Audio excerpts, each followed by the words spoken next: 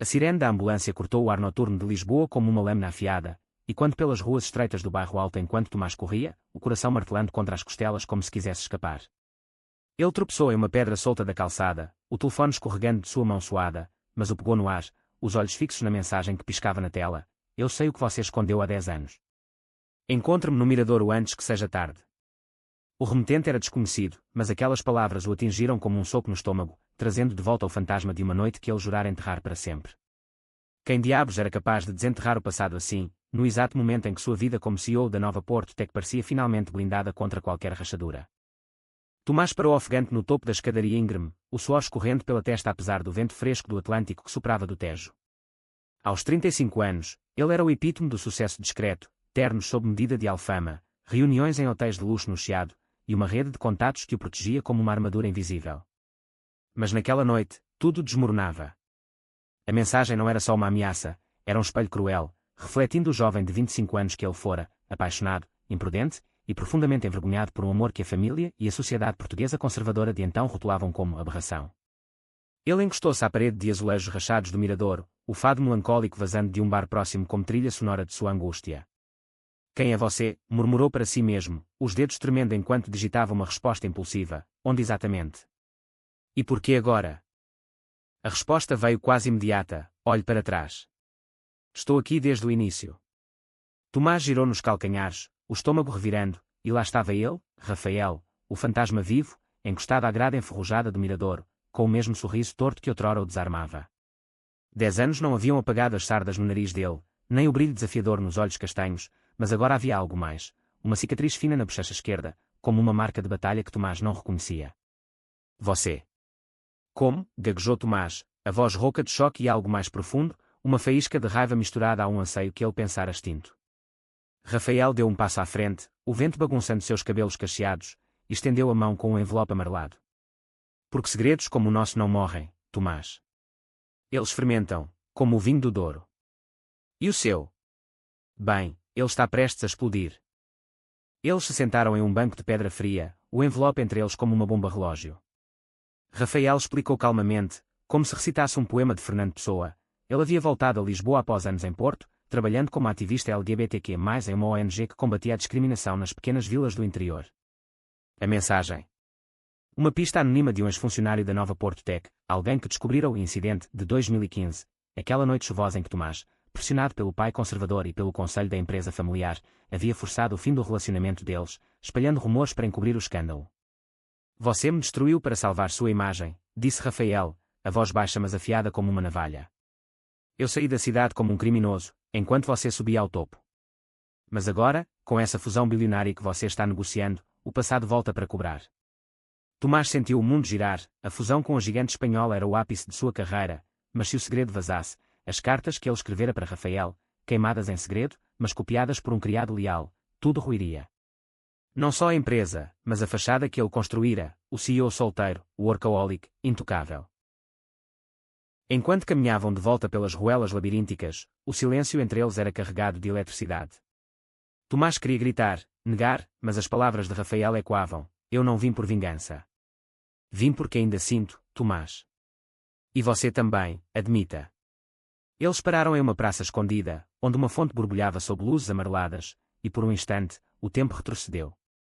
Lembranças inundaram Tomás, as noites roubadas no cais do Sodré, dançando fado eletrónica em clubes underground onde podiam ser eles mesmos, as promessas sussurradas no topo do castelo de São Jorge, jurando enfrentar o mundo juntos.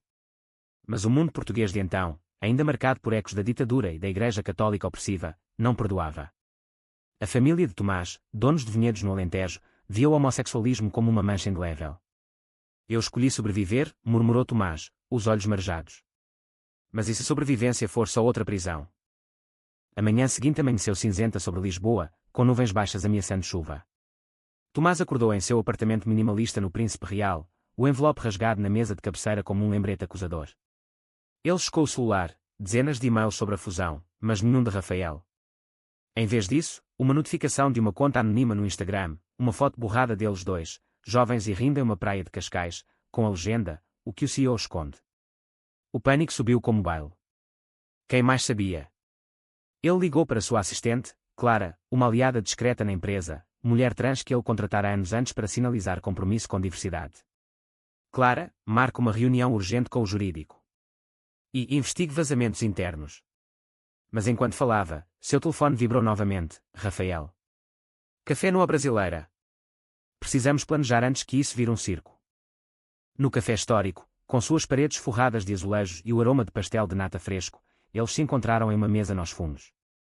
Rafael chegara primeiro, com um caderno de anotações aberto, rabiscado com nomes e datas.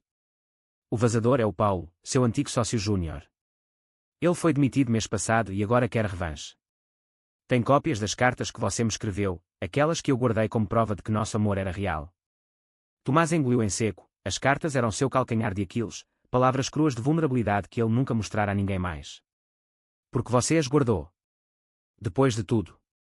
Rafael sorriu tristemente, mexendo o café. Porque eram a única parte de você que restou comigo. E porque eu acreditava que um dia, você voltaria. A confissão pairou no ar, misturando raiva e ternura. De repente, um homem entrou no café, alto, de terno barato, olhos nervosos. Paulo. Ele avistou Tomás e congelou, mas Rafael foi mais rápido, levantou-se, bloqueando a saída. Paulo, sente-se. Vamos conversar como adultos. O confronto foi tenso, vozes baixas mas carregadas de veneno. Paulo cuspiu acusações, Tomás o traíra na promoção, priorizando amigos da vida noturna, um código para insinuar sua orientação sexual, e quando os preconceitos que ainda permeavam os corredores corporativos de Lisboa. Rafael interveio com fatos frios, mostrando prints de e-mails que provavam a demissão por incompetência, não por discriminação. Você quer destruir ele por inveja, mas isso só vai expor sua própria podridão. Paulo recuou, murmurando ameaças vazias, mas prometeu silêncio em troca de uma indenização. Tomás pagou, relutante, sentindo o estômago revirar com o custo não só financeiro, mas emocional. Isso resolve o imediato, mas e o resto? Minha família vai descobrir. Meu pai. Ele nunca perdoou. Rafael tocou sua mão por um segundo, um gesto fugaz que enviou choques pelo corpo de Tomás. Então lute por nós desta vez. Não por eles. Os dias seguintes foram um turbilhão. Tomás mergulhou no trabalho, supervisionando a fusão em reuniões exaustivas no Lisboa Factory, o hub criativo de Alcântara onde startups e artistas se misturavam. Mas à noite, Rafael invadia seus pensamentos, não como inimigo, mas como o catalisador de uma crise existencial. Ele começou a frequentar eventos da comunidade LGBTQ+, algo que evitara por anos, um debate no Teatro Nacional sobre direitos trans em Portugal, onde conheceu Sofia, uma jornalista lésbica feroz que cobria escândalos corporativos. Ouvi rumores sobre você, Tomás. Quer que eu ajude a moldar a narrativa antes que ela exploda? Sofia era direta, com tatuagens de arco-íris nos braços e um podcast popular chamado Vozes Escondidas. Juntos, eles traçaram um plano, uma coming out controlada, enquadrada como história de superação, para neutralizar o vazamento. Enquanto isso, Rafael lidava com seus próprios demonios. Em Porto, onde morava agora, ele coordenava marchas do orgulho, mas o retorno a Lisboa reabriu feridas antigas. Sua irmã mais nova, Maria, uma freira devota em uma conventual no Minho, ligara chorando: Raf, papai está doente. Ele pergunta por você, mas... Você sabe o porquê da briga. O pai de Rafael, um pescador tradicional de Matosinhos, o deserdara ao descobrir sua sexualidade, chamando-o de vergonha da família. Rafael viajou para o norte, o trem cortando vinhedos verdejantes do Douro, e confrontou o passado em um hospital cheirando a desinfetante. Eu te amo, pai, mesmo que você não consiga me amar de volta. As palavras saíram engasgadas, e pela primeira vez, o velho homem apertou sua mão, murmurando um desculpa rouco. Era um começo frágil, mas real, um eco do que Tomás poderia ter. De volta a Lisboa, o clímax se aproximou como uma tempestade do Atlântico. Durante uma gala de beneficência no Mosteiro dos Jerónimos, onde Tomás anunciaria a fusão, Paulo reapareceu, bêbado e vingativo, gritando acusações no salão lotado de investidores e políticos. Ele é um hipócrita. Escondeu um amante para subir na vida. O salão congelou, flashes de câmaras piscando como raios. Tomás sentiu o pânico subir, mas então Rafael surgiu da multidão, microfone em mão, tomado de Sofia. Sim, Tomás é gay. E eu sou o homem que ele amou há 10 anos. Mas o verdadeiro escândalo aqui é a homofobia que ainda nos silencia. A multidão murmurou, mas aplausos esparsos começaram, ativistas presentes, aliados inesperados. Tomás subiu ao palco, trêmulo, e pegou o microfone. Eu errei no passado, por medo. Mas hoje, eu escolho a verdade. E o amor que nunca morre. A gala terminou em caos controlado. Manchetes no dia seguinte chamavam de o coming out do ano, e a fusão prosseguiu, ironicamente impulsionada pela mídia positiva. Mas para Tomás e Rafael, o verdadeiro drama estava na reconciliação. Eles se encontraram no mirador original, sob estrelas claras, o Tejo sussurrando segredos. Eu te perdoei há anos, disse Rafael, mas e você? Pode-se perdoar. Tomás puxou para um abraço, o primeiro em uma década, sentindo o calor familiar contra o peito. Com você, sim. Vamos reescrever isso juntos. Havia mais obstáculos, famílias a reconquistar, preconceitos a combater, mas naquele momento, o amor profundo, forjado em dor e revelação, era suficiente. Enquanto a poeira da gala assentava, Tomás enfrentava as repercussões em camadas. Seu pai, o patriarca rígido dos vinhedos alentejanos, ligou na madrugada, a voz grossa de uísque e fúria: você arruinou o nome da família, rapaz. Volte para casa e conserte isso, ou esqueça a herança. Tomás, ainda na cama de hotel temporário no Estoril, longe do apartamento agora vigiado por repórteres, sentiu o peso ancestral como correntes. Ele crescera entre barris de vinho tinto e missas dominicais, onde o amor era etéreo e silencioso, e qualquer desvio era pecado mortal. Pai, isso não é consertável. É quem eu sou. A linha caiu com um clique seco, deixando silêncio ensurdecedor. Rafael, ao seu lado, traçou círculos suaves em suas costas. Deixe-o ir, por ora. Nós temos nossa própria família para construir.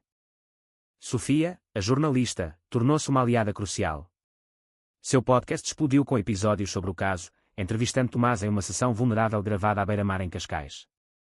Conte-nos sobre Rafael, ela instigou, o microfone capturando o sal do oceano. Tomás hesitou, mas as palavras fluíram, as primeiras faíscas no Festival de Fado de Alfama, onde Rafael cantara uma versão que herde Amor é água que corre, desafiando tabus, as noites escondidas em caves de vinho no Douro, onde juraram eternidade. Ele me salvou de mim mesmo, mesmo quando eu o traí. A entrevista viralizou, transformando vilania em heroísmo, mas também atraiu trolls online, comentários venenosos de fóruns conservadores, e quando Deus castigará os desviados. Rafael monitorava, respondendo com fatos e humor afiado: se Deus quisesse me castigar, não teria feito Lisboa tão linda para amar. Mas o conflito interno de Tomás fervia. Em uma reunião de conselho na sede da nova Porto Tech, em Belém, velhos diretores, homens de gravata e bigodes grisalhos, questionaram sua liderança. Isso afeta os acionistas, Tomás. Portugal ainda é católico no fundo. Ele rebateu com dados: diversidade impulsionava a inovação, citando estudos da UE sobre empresas inclusivas. Clara, sua assistente, apresentou um relatório que ela mesma compilou, destacando como a crise aumentara o engajamento nas redes da empresa em 300%. Vocês temem o passado, ele está construindo o futuro. O board cedeu, mas Tomás saiu exausto, dirigindo pelas curvas da Serra de Sintra até um chalé isolado onde Rafael o esperava com chá de camomila e um violão. Lá, sob pinheiros sussurrantes, eles compartilharam histórias não contadas.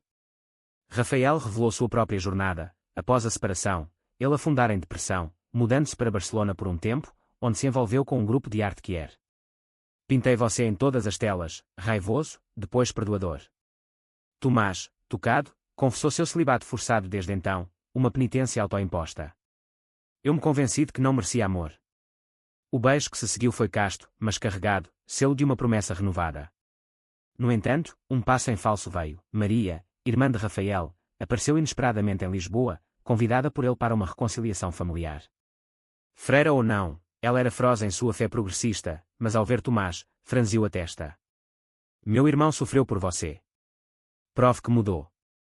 A tensão culminou em um jantar improvisado em uma tasca de moraria, bairro multicultural onde mouros, judeus e agora imigrantes africanos teciam a tapeçaria de Lisboa. Maria interrogou Tomás sobre intenções, fé, futuro. O amor de vocês é belo, mas frágil sem raízes. Rafael defendeu, mas Tomás surpreendeu. Eu vou à missa com você amanhã, Maria. Não puxou, mas para entender. No dia seguinte, na sede de Lisboa, ele se ajoelhou ao lado dela, o incenso e os vitrais evocando memórias de infância. Não foi conversão, mas ponte, um gesto que amoleceu o coração de Maria, levando-a a compartilhar cartas do pai, agora reconciliado, pedindo perdão em direto. Enquanto isso, Paulo não desistira totalmente. Uma carta anônima chegou ao escritório de Tomás: eu tenho mais. Paga ou publique. Era blefe, mas reacendeu o medo. Eles contrataram um detetive particular, um ex-policial gay aposentado de Coimbra, que rastreou Paulo até um bar decadente no Cais do Sodré. O confronto final foi ali, sob luzes neon piscantes e batidas de tecno. Paulo, encurralado, desabafou. Você me demitiu por ser hétero demais. Não, foi porque eu vi as suas noites secretas. A verdade emergiu. Paulo invejara não só a promoção, mas a liberdade velada de Tomás. Rafael, com empatia surpreendente, ofereceu ajuda, terapia via ONG. Ódio é prisão. Liberte-se.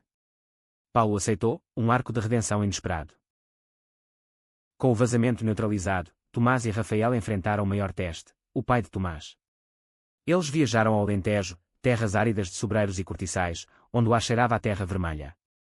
O confronto na adega familiar foi épico, o velho berrou sobre tradição, herança, o que os vizinhos dirão. Tomás rebateu com lágrimas, a herança verdadeira é coragem, pai. Eu herdei de você, nas vinhas que plantou contra secas. Rafael ficou em silêncio, mas sua presença, mão firme no ombro de Tomás, falou volumes. Horas depois, um abraço relutante, se te faz feliz. Tente. Não era aceitação plena, mas rachadura na muralha. De volta a Lisboa, o amor floresceu em quietudes, passeios pelo jardim botânico, onde flores exóticas simbolizavam sua resiliência, jantares em rooftops com vista para o castelo, planejando uma fundação para jovens Kier.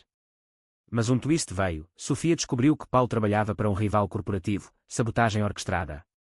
A traição maior abalou Tomás, questionando lealdades. Quem mais? Rafael o ancorou, nós, agora. Confie nisso. A fundação que eles lançaram, batizada de Pontes Invisíveis, ganhou tração rápida, sediada em um loft regenerado no Intendente, bairro outrora boêmio agora gentrificado. Tomás investiu pessoalmente, transformando contatos corporativos em doadores, enquanto Rafael liderava workshops sobre identidade e aceitação. Uma noite, durante um evento de abertura, uma jovem de 19 anos, Ana, subiu ao palco trêmula. Eu fugi de Évora porque minha família me batia por gostar de garotas. Vocês me dão esperança. Seus depoimentos ecoavam as lutas deles, sendo uma rede de solidariedade.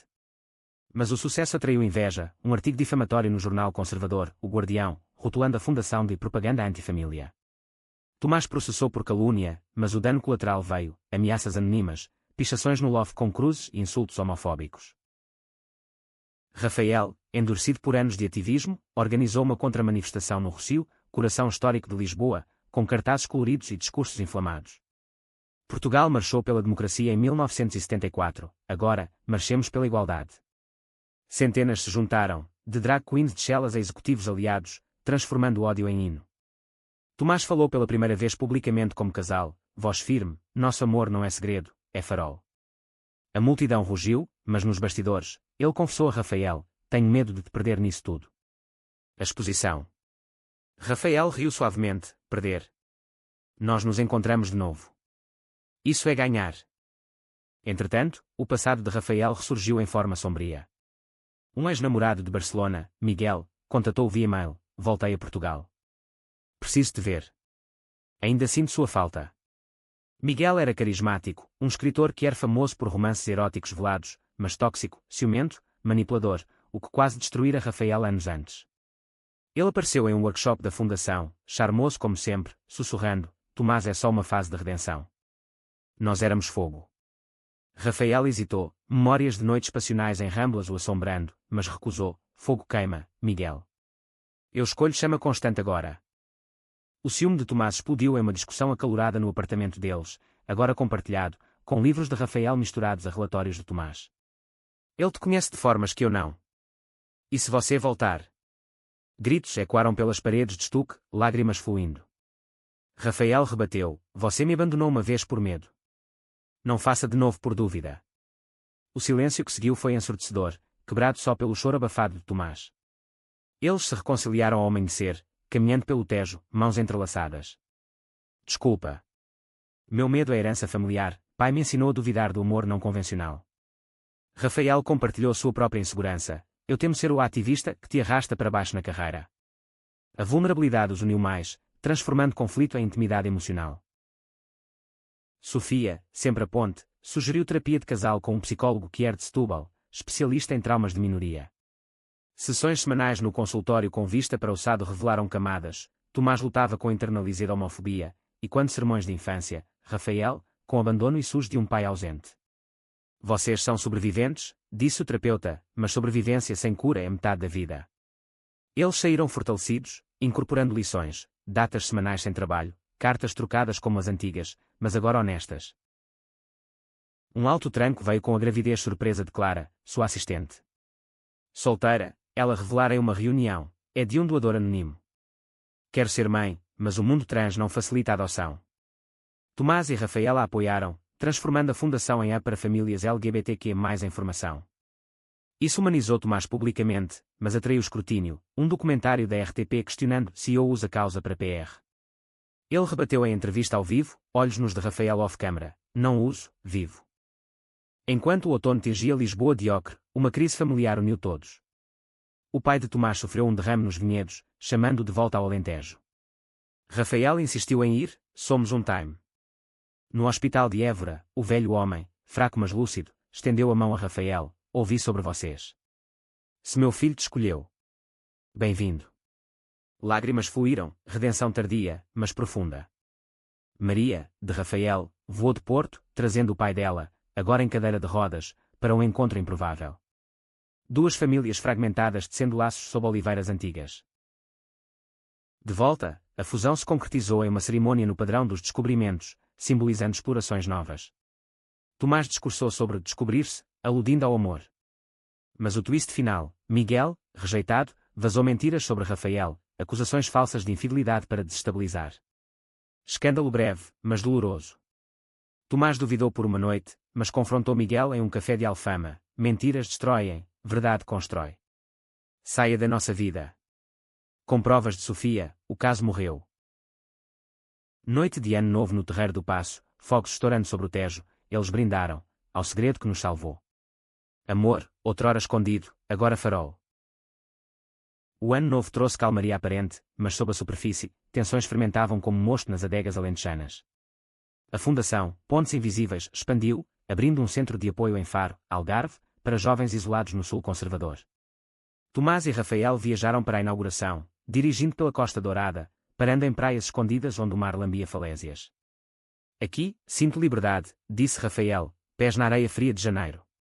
Mas em Faro, protestos conservadores, liderados por um padre local aliado ao Guardião, bloquearam a entrada, cartazes gritando protejam nossas crianças da agenda gay. A polícia interveio, mas o incidente viralizou, forçando Tomás a uma coletiva de imprensa improvisada na Praça Municipal. Isso não é agenda, é sobrevivência. Portugal progrediu na lei, mas corações lagam. Rafael, ferido pela violência verbal, um manifestante o chamara de doentio, questionou o ativismo, vale a pena expor nossa felicidade por isso. Discussão acalorada no hotel à beira-mar, ondas crachando como metáforas de turbulência interna. Tomás admitiu, sem você, nada vale. Eles reconectaram-se caminhando ao nascer do sol em Sagres, onde o Cabo de São Vicente marca o fim da terra, símbolo poético de limites rompidos. Nossos limites eram autoimpostos, refletiu Rafael. Agora, expandimos. De volta a Lisboa, Sofia propôs uma série de podcasts conjuntos, Amor Revelado, crônicas de sua jornada. Gravações no estúdio dela em Graça, com vista para o Pantheon, revelaram anedotas leves, como Rafael queimando o jantar no primeiro date pós-reconciliação, ou Tomás dançando fado desajeitado a uma festa que era. Mas um episódio mergulhou fundo, o incidente original. Rafael descreveu a noite da separação, chuva torrencial no Miradouro, Tomás chorando enquanto rasgava fotos. Eu parti o coração dele para salvar o meu, ou assim pensei. Ouvintes inundaram com mensagens de apoio, mas uma carta anônima chegou, de um primo distante de Tomás, revelando que o pai soubera do relacionamento desde o início, mas encorajara o rompimento para protegê-lo. Traição dupla abalou Tomás, levando a uma visita solitária aos vinhedos. Lá, sob estrelas do Alentejo, ele confrontou sombras, conversas com trabalhadores locais, muitos que eram escondidos, vivendo duplamente. Um vinicultor idoso confidenciou, eu perdi meu parceiro para a AIDS nos 80s, sem direitos. Você luta por nós agora. Fortalecido, Tomás retornou, propondo à família uma linha de vinhos, pontos, rótulo arco-íris, lucros para a fundação. O pai, recuperando-se, aprovou relutantemente, se é negócio. E amor verdadeiro. Entretanto, Claras gravidez trouxe alegria misturada a drama.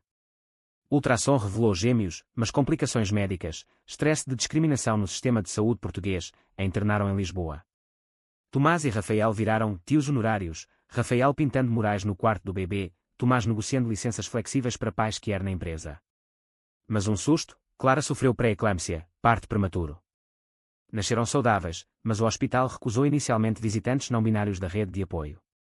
Escândalo menor, resolvido por pressão da Fundação, mas destacou persistências sistémicas. Rafael Spy, do Norte, viajou para conhecer os bebês, milagre de reconciliação.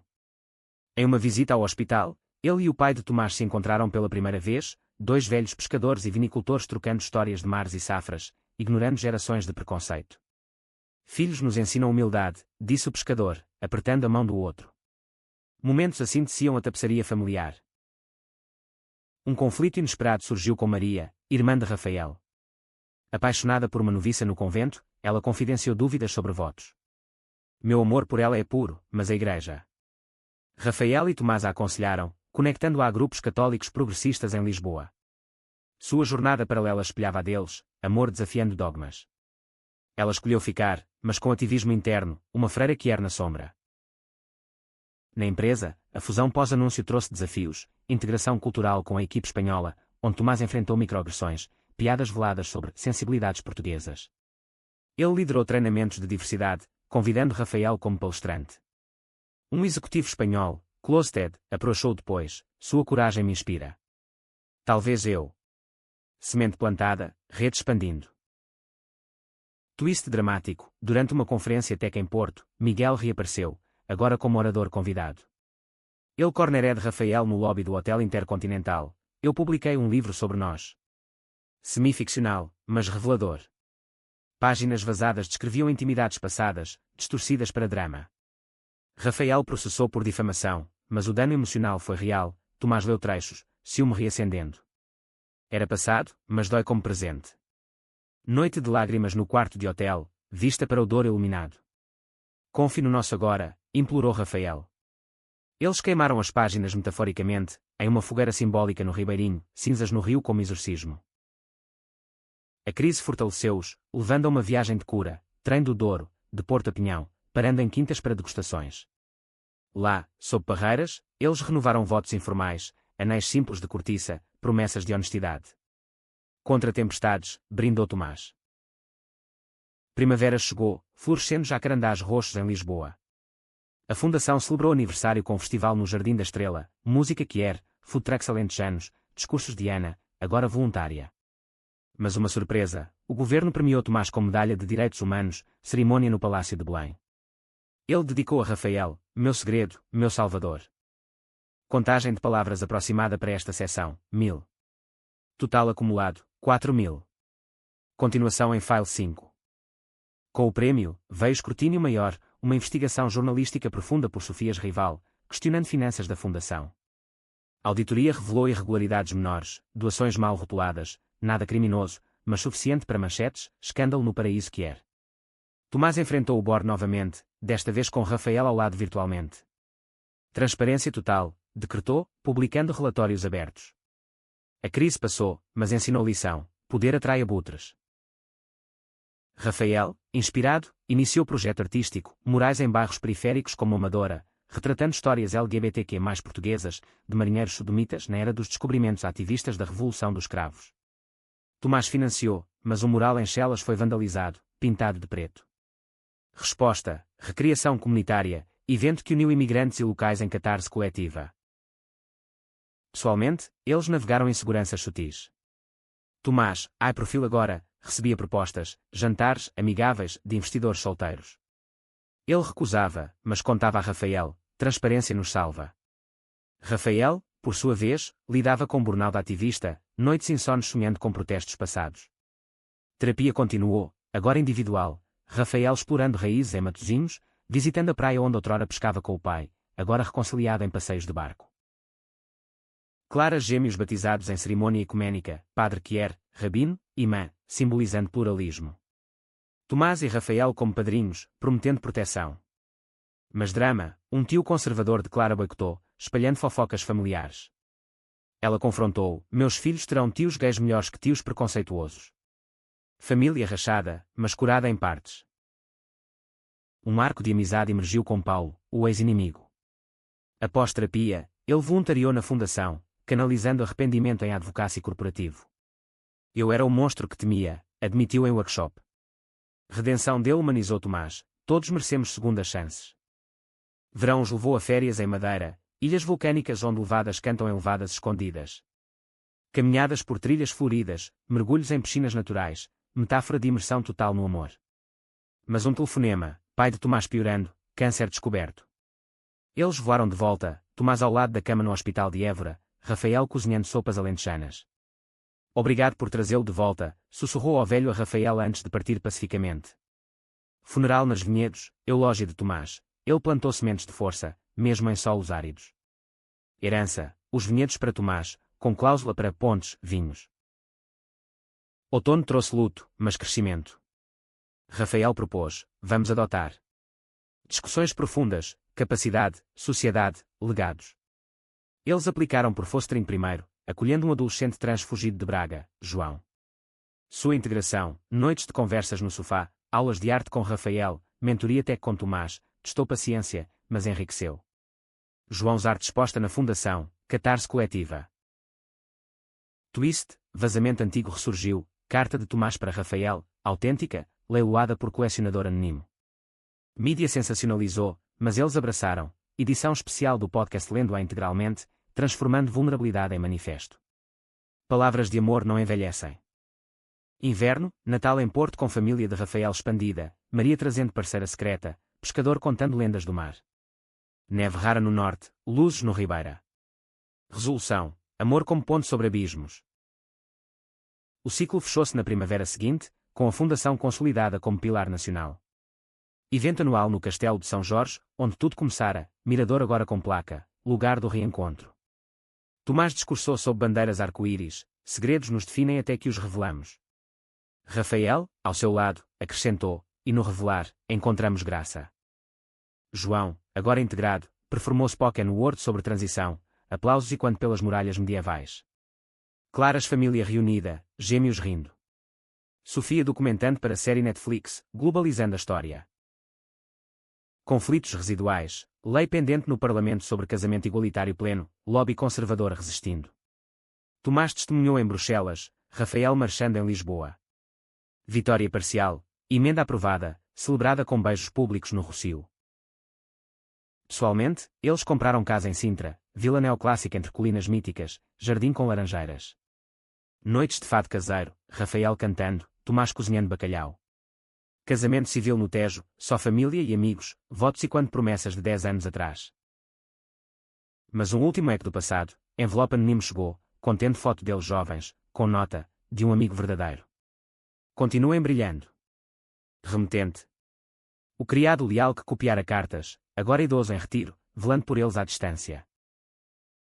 Anos fluíram, Fundação expandiu para a Espanha, João graduou em arte, gêmeos de Clara chamando-os tios do arco-íris. Tomás semi-aposentou, focando filantropia, Rafael escreveu memórias, best-seller. No mirador final, grisalhos mas de mãos dadas, sob sol poente, a mensagem misteriosa nos salvou. Amor, profundo e resiliente, contra todas as tempestades portuguesas.